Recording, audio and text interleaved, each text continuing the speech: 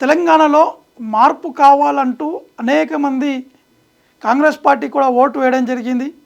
Congress party అధికారంలో కూడా రావడం జరిగింది. కానీ ఇటీవల కాలంలో ఉన్నటువంటి పరిస్థితులు కావచ్చు, కాంగ్రెస్ పార్టీ తీసుకున్నటువంటి నిర్ణయాలు కావచ్చు, చాలామంది రియల్టర్స్ కూడా పడుతున్నటువంటి ఇబ్బందులు కావచ్చు, వీరందరూ కూడా స్వయంగా మళ్ళీ బీఆర్ఎస్ పార్టీ వస్తేనే బాగుంటుంది, మా బతుకులన్నీ బాగుపడుతున్నాయని చెప్పేసి కూడా చాలామంది అనుకున్నటువంటి సందర్భాలు కూడా నెలకొన్నాయి.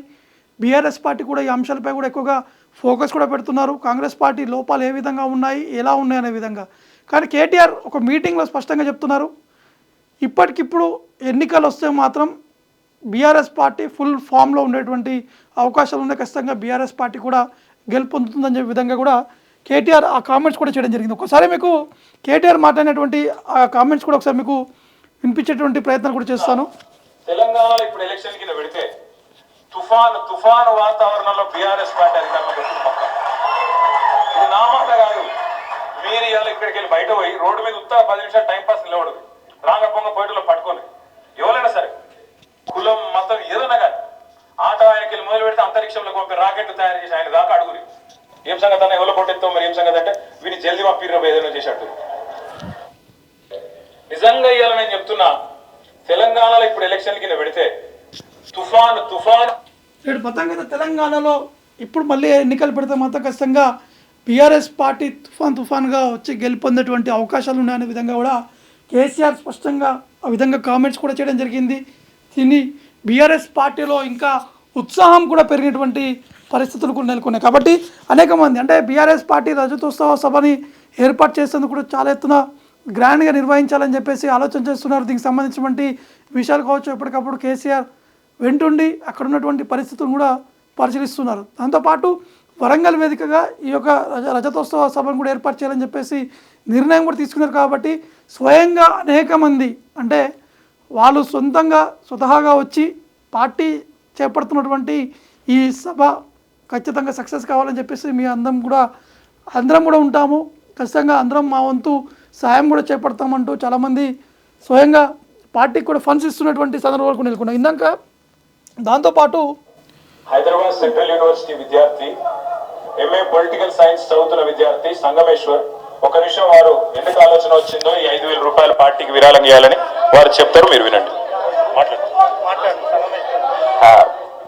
మాకు కేసీఆర్ సార్ మాకు ఈ పెన్షన్ ఇచ్చాడు. ఫస్ట్ మాకు 500 పెన్షన్ ఉండే, కేసీఆర్ సార్ వచ్చిన తర్వాత మాకు 500 నుండి 4,000 పెన్షన్ మాకు చేసిండు. కాబట్టి మేము పార్టీ మీద అభిమానంతో నా వంతు కృషిగా మేము కొంత అమౌంట్ మన పార్టీ ఆవిర్భావ దినోత్సవం, మన పార్టీ వార్షికోత్సవ దినోత్సవానికి మేము ఇవ్వాలనుకుంటున్నాము. నా వంతు ఎక్కడ సంగమేశ్వర ఇది? మాది Medak district sir, Andol constituency, Aritkela గ్రామం. ఇప్పుడు మెదక్ కాదు, సంగారెడ్డి జిల్లా సార్. మెదకే ఉంది. మెదకే ఉందా? రేగోడ్ మండల్. థ్యాంక్ యూ సంగమేష్ ఒకసారి గట్టిగా చప్పట్లు కొట్టి 5,000 రూపాయలు.